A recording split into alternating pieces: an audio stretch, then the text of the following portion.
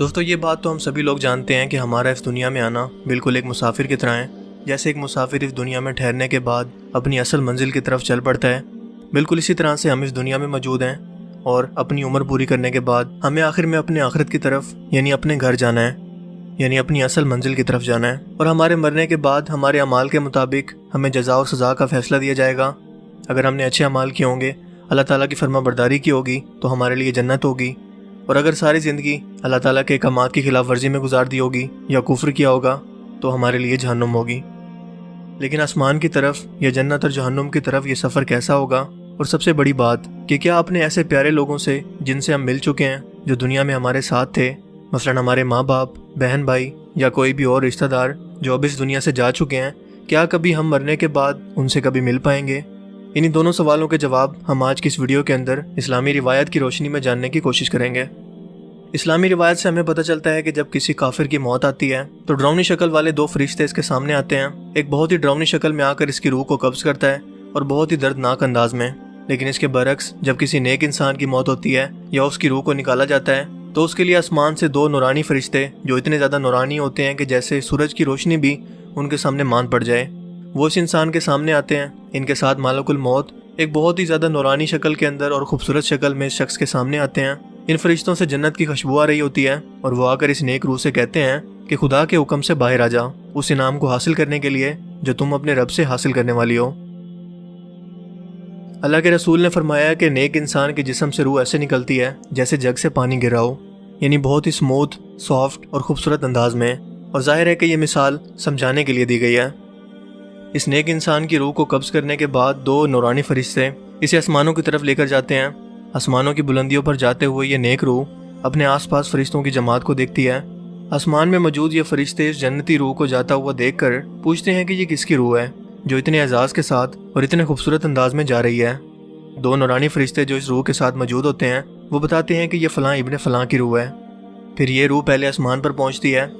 اور پہلے آسمان کے دروازے پر پہنچ کر وہاں موجود فرشتے پوچھتے ہیں کہ یہ کون ہے۔ ان فرشتوں کو بتایا جاتا ہے کہ یہ فلاں ابن فلاں کی روح ہے جو کہ جنت میں جا رہی ہے۔ اب جنت میں جانے کے لیے پہلے آسمان پر یہ دروازہ آسمان کے پہلے دروازے پر موجود ہے۔ اب واللہ عالم کہ اس دروازے سے کیا مراد ہے۔ اگر ہم سائنس کے نظریے سے دیکھیں تو یہ کوئی بلیک ہول بھی ہو سکتے ہیں، جس کے بارے میں سائنس کہتی ہے کہ یہ ایک کائنات سے دوسری کائنات تک جانے کا راستہ ہے، یا پھر یہ پراپرلی کوئی دروازہ ہی ہو سکتا ہے۔ واللہ عالم کہ اس کی ریئلٹی کیا ہے۔ لیکن اس کے بعد یہ فرشتے اس روح کو لے کر دوسرے آسمان پر جاتے ہیں اور وہاں بھی یہی پروسیس رپیٹ ہوتا ہے۔ دوسرے آسمان کے دروازے پر موجود فرشتوں کو بھی بتایا جاتا ہے کہ یہ فلاں کی روح ہے اور جنت میں جا رہی ہے۔ اس کے بعد ہوتے ہوتے وہ روح 7 آسمانوں پر جاتی ہے اور اس کے بعد پھر جنت میں۔ لیکن اللہ کے رسول نے فرمایا کہ اس عمل سے پہلے، یعنی کہ جنتی روح کے جنت میں جانے سے پہلے، اللہ پاک ایک بار پھر سے اس روح کو حکم دیتے ہیں کہ اپنے مادی جسم میں داخل ہو جا۔ جب سارے کے سارے رشتہ دار اس کے مادی جسم کو دفنا کر واپس جا رہے ہوتے ہیں تو اللہ پاک پھر سے اس روح کو اس کے مادی جسم میں داخل کرتے ہیں، جس کے بعد دو فرشتے منکر اور نکیر حساب لینے کے لیے اس کی قبر میں آتے ہیں اور اسے 3 سوال کرتے ہیں، اور وہ 3 سوال یہ ہیں: تیرا رب کون ہے؟ تیرا دین کیا ہے؟ اس شخص کے بارے میں تم کیا سوچتے ہو؟ یعنی کہ محمد صلی اللہ علیہ وآلہ وسلم کے بارے میں۔ اگر کوئی مسلمان روح ہے تو وہ جواب دیتی ہے کہ میرا رب اللہ ہے، میرا دین اسلام ہے، اور محمد صلی اللہ علیہ وآلہ وسلم اللہ کے بندے اور اس کے رسول ہیں اور میرے آقا ہیں، جبکہ کافر کے منہ سے ایسے کوئی الفاظ نہیں نکلتے۔ جب یہ جنتی روح ان تینوں سوالوں کے صحیح جواب دے دیتی ہے تو اس کے لیفٹ سائڈ پر دوزخ کی آگ کا دروازہ کھلتا ہے اور بتایا جاتا ہے کہ یہ وہ جہنم ہے جس سے تم نے خود کو بچا لیا۔ اللہ کے حکم پر عمل کرنے کے بعد تم نے اس سے نجات حاصل کر لی، اور اس کے بعد اس کی رائٹ سائڈ کا ایک دروازہ کھلتا ہے جو کہ جنت کا دروازہ ہوتا ہے، اور اسے بتایا جاتا ہے کہ یہ ہے وہ مقام جو تم نے اللہ تعالیٰ کی رضا کے اندر خود کو راضی کر کے اور دنیا کے اندر اس کے احکامات کے مطابق زندگی گزار کر اسے حاصل کر لیا۔ یہ آخرت کے اندر تمہارا مقام ہے، یعنی کہ اسے اپنا مقام پہلے ہی دکھا دیا جاتا ہے کہ وہ جنت میں جانے والا ہے یا دوزخ میں۔ اس کے بعد یہ روح 7 آسمانوں کی طرف سفر کرتی ہے، اور کہا جاتا ہے کہ 7 آسمانوں پر ایک ایسی جگہ موجود ہے جو کہ جنت اور جہنم کے درمیان میں موجود ہے۔ یہ روحیں وہاں پر انتظار کرتی ہیں جب تک کہ قیامت کا وقت آئے اور ان کو ان کے اعمال کے مطابق فیصلہ سنایا جائے اور جنت اور جہنم کے اندر داخل کر دیا جائے، کیونکہ قیامت سے پہلے یہ جنت اور جہنم کے اندر داخل نہیں ہو سکتے۔ وہ سب کے سب وہاں پر انتظار کر رہے ہیں۔ لیکن سب سے اہم سوال جو یقیناً ایک نہ ایک بار آپ کے ذہن میں ضرور آیا ہوگا اور آپ اس کا جواب جاننے کے لیے ضرور بے چین ہوئے ہوں گے، خاص طور پر اس وقت جب آپ نے کسی اپنے بہت ہی پیارے کو کھو دیا ہو، کہ کیا مرنے کے بعد جو لوگ اس دنیا میں اپنی طبعی عمر گزار کر جا چکے ہیں، کیا آپ کبھی مرنے کے بعد ان سے کبھی مل پائیں گے؟ مثال کے طور پر آپ کے ماں باپ، کیونکہ سب سے زیادہ بے چینی انہی سے ملنے کے لیے ہوتی ہے۔ اس کے علاوہ آپ کے رشتہ دار، آپ کی بیوی، بچے یا کوئی بھی اور قریبی رشتہ دار۔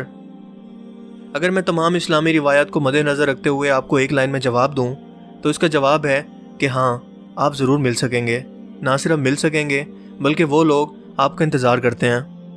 بالکل ایسے ہی جب آپ کا کوئی قریبی رشتہ دار ملک سے باہر موجود ہو اور آپ کئی سالوں کے بعد اسے دیکھنے کے منتظر ہوں، اسی طرح سے آپ کے رشتہ دار بھی آپ کے انتظار میں رہتے ہیں اور آپ مرنے کے بعد ان سے مل سکیں گے۔ لیکن صرف ایک شرط ہے، وہ یہ کہ جس شخص سے آپ ملنا چاہتے ہیں وہ جنت میں موجود ہو اور آپ بھی اپنے اعمال کے مطابق جنت میں جائیں۔ یعنی کہ اگر کوئی آپ کا رشتہ دار جہنم میں موجود ہے، خدا نہ خواستہ، اور آپ جنت میں چلے جاتے ہیں تو آپ اسے کبھی نہیں دیکھ پائیں گے،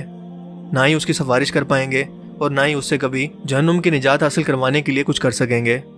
اور سیم یہی کیس جہنم کے ساتھ ہے کہ خدا نہ خواستہ آپ کو بھی اگر جہنم میں جانا پڑا اور آپ کا رشتہ دار بھی جہنم میں موجود ہوئے تو یہ لوگ آپس میں جہنم میں مل سکیں گے۔ حضرت عائشہ رضی اللہ تعالیٰ عنہ سے پوچھا گیا کہ حضور پاک صلی اللہ علیہ وآلہ وسلم کے آخری الفاظ جب وہ انتقال فرما رہے تھے وہ کیا تھے؟ ام المومنین حضرت عائشہ نے فرمایا کہ آپ صلی اللہ علیہ وآلہ وسلم کے آخری الفاظ سورہ مرسلات کے تھے۔ اس کے بعد جب آپ بہت زیادہ بیمار ہو گئے اور آپ کا بخار بہت ہی زیادہ شدت اختیار کر گیا تو آپ نے سورہ نساء کی آیت 69 اس طرح سے تلاوت فرمائی، جس کا ترجمہ کچھ یوں ہے: اور جو لوگ خدا اور اس کے رسول کی اطاعت کرتے ہیں وہ قیامت کے روز ان لوگوں کے ساتھ ہوں گے جن پر خدا نے بڑا فضل کیا، یعنی انبیاء اور صدیق اور شہداء اور نیک لوگ، اور یقیناً ان لوگوں کی رفاقت بہت ہی خوب ہے۔ اس آیت مبارکہ سے ہمیں یقین ہو گیا کہ قرآن پاک میں بھی واضح طور پر یہ لکھا ہے کہ جنتی روحیں مرنے کے بعد اپنے قریبی رشتہ داروں اور جنتی روحوں سے ملاقات کریں گی اور وہ لوگ ان کے منتظر رہتے ہیں اور ہمیشہ کے لیے ان کے ساتھ رہیں گی۔ یہ لوگ ایک دوسرے کو پہچانیں گے اور ایک دوسرے کے ساتھ رہیں گے۔ جب حضور پاک صلی اللہ علیہ وآلہ وسلم اس دنیا سے رخصت ہونے لگے تو آپ کو بہت زیادہ خواہش تھی کہ آپ اپنے قریبی رشتہ داروں کو مل سکیں، ایسے لوگوں سے مل سکیں جن کو آپ دنیا کے اندر بھی بہت زیادہ پیار کرتے تھے۔ آپ اندازہ لگا سکتے ہیں کہ حضور پاک صلی اللہ علیہ وآلہ وسلم اپنی ماں سے اور اپنے والد سے کتنا پیار کرتے تھے اور وہ ان سے ملنے کے لیے کتنا بے چین ہوں گے۔ اس کے علاوہ آپ کے چچا حضرت حمزہ جو کہ جنگ احد میں شہید ہو گئے تھے، آپ ان سے کس قدر پیار کرتے تھے اور ان سے ملنے کے لیے آپ کس قدر بے چین ہوں گے۔ اس کے علاوہ حضرت یوسف علیہ السلام اپنے والد حضرت یعقوب علیہ السلام سے مرنے کے بعد بھی ملنے کے لیے کس قدر بے چین ہوں گے، اور حضرت یعقوب علیہ السلام اپنے والد حضرت اسحاق سے اور پھر وہ اپنے والد حضرت ابراہیم علیہ السلام سے۔ اپنی وفات سے تقریباً 4 دن پہلے حضور پاک صلی اللہ علیہ وآلہ وسلم نے ابو معیبہ رضی اللہ تعالیٰ عنہ سے فرمایا کہ اللہ تعالیٰ نے مجھے حکم دیا ہے کہ میں جنت البقیع میں موجود لوگوں کے لیے جا کر دعا کروں۔ سو آپ ان کو ساتھ لے کر آدھی رات کو جنت البقیع کے لیے روانہ ہوئے اور وہاں پہنچ کر آپ نے ابو معیبہ سے فرمایا کہ اللہ تعالیٰ نے مجھے اختیار دیا ہے کہ یا تو میں دنیا میں رہ کر دنیا کے تمام خزانوں کی چابیاں اپنے پاس رکھوں یا پھر اللہ تعالیٰ سے ملاقات کے لیے آ جاؤں۔ ابو معیبہ نے یہ سنا تو فرمایا، اے اللہ کے رسول، ہمیں آپ کی ضرورت ہے، آپ ہمارے پاس رہیں، آپ ہمیں چھوڑ کر مت جائیں۔ لیکن اللہ کے رسول نے فرمایا کہ میں پہلے ہی اللہ تعالیٰ کی ملاقات کا فیصلہ کر چکا ہوں، یعنی میں نے اللہ کو چن لیا ہے۔ سو حضور پاک صلی اللہ علیہ وآلہ وسلم اس کے 4 دن بعد انتقال فرما گئے۔ آپ کے بعد وفات پانے والے تمام صحابہ کرام کی بھی یہی خواہش تھی کہ وہ دنیا کے ساتھ ساتھ جنت میں بھی ہمیشہ کے لیے آپ کی صحبت اختیار کر سکیں، آپ کے ساتھ رہ سکیں اور ایک بار پھر سے آپ کا دیدار کر سکیں۔ ان صحابیوں کی مرنے کے بعد سب سے بڑی خواہش یہ تھی کہ ایک بار پھر سے انہیں حضور پاک صلی اللہ علیہ وآلہ وسلم کا دیدار نصیب ہو۔ آپ صلی اللہ علیہ وآلہ وسلم نے حضرت فاطمہ سے فرمایا تھا کہ میری موت کے بعد جو سب سے پہلے نیک روح مجھ سے ملے گی وہ فاطمہ تم ہوگی، اور بالکل ایسا ہی ہوا، کیونکہ حضور پاک صلی اللہ علیہ وآلہ وسلم کی وفات کے 4 یا 6 مہینے بعد ہی حضرت فاطمہ کا انتقال ہو گیا اور انہوں نے اپنے والد سے ملاقات کی۔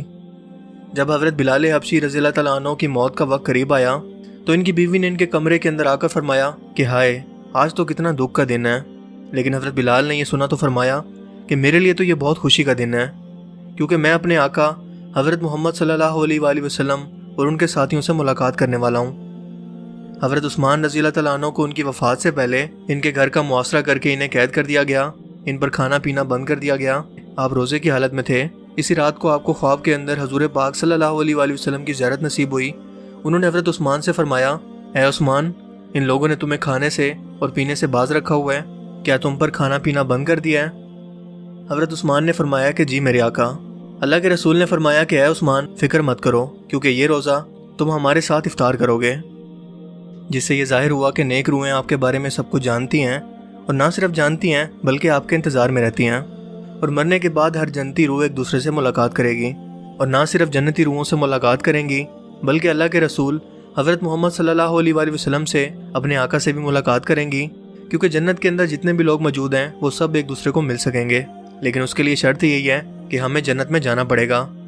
اور جنت میں جانے کے لیے سب سے بڑی کنجی ہے اللہ تعالیٰ کے احکامات کے مطابق زندگی گزارنا۔ سو اس دنیا کو چھوڑنے کے بعد اور آخرت کے اندر اپنا منفرد مقام اور جنت حاصل کرنے کے لیے، اپنے پیاروں سے ملنے کے لیے، ہمیں اس دنیا کے امتحان کے اندر کامیاب ہونا ضروری ہے، جس کے لیے ہمیں ہر لمحہ کوشش کرنا پڑے گی۔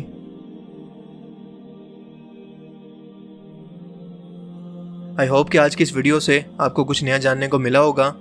اور آج کا یہ ویڈیو آپ کو پسند آیا ہوگا۔ اگر آپ کو یہ ویڈیو اچھا لگا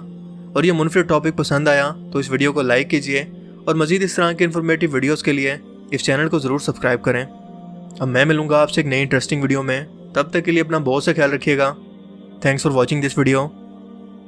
اللہ حافظ۔